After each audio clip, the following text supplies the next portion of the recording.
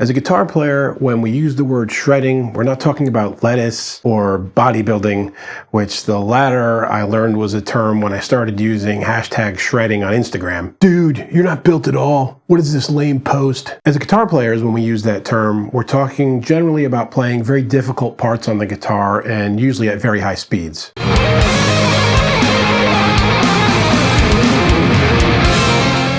Today, what I want to discuss with you is a very important concept if you want to build your own library of guitar shred licks and riffs. And welcome to Music with Marky.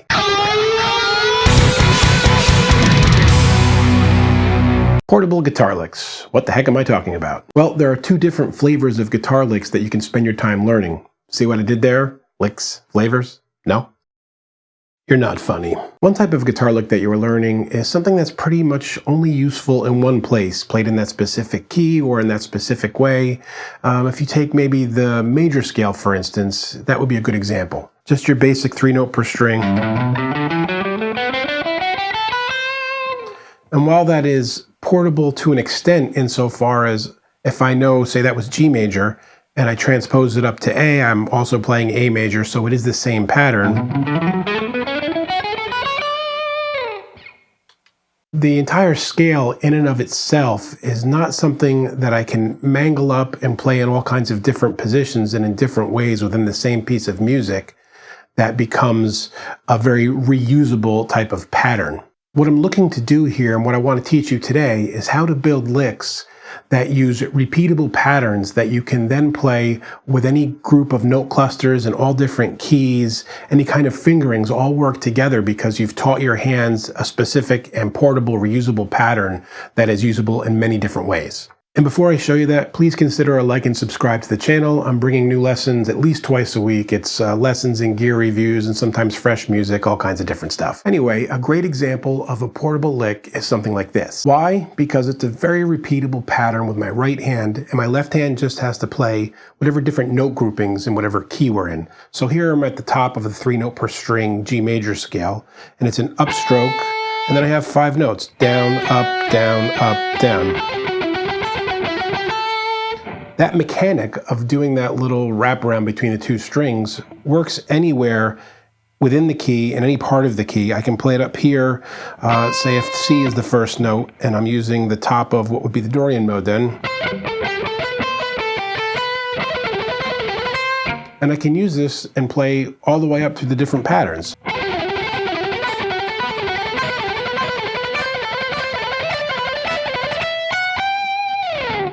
As you can see, I'm just changing the permutations of the left hand, but the mechanic is all very much the same with syncing up the right and the left hand. And so it's portable and easy to play in any key and even in different groups of strings. It's all over the guitar that you can use this same physical mechanic and something that you've trained your hands to do. Another good shreddy one that's also on 2 strings is this kind of pull-off lick over here. I'm just playing a note, pulling off, going to 1 note on the string above it, then back, and then 2 pull-offs. Because I can take this and play it anywhere within the key. Again, I'm on G major. Here I'm kind of at the top of the E pentatonic. I can take it and play it over here, again at the Dorian.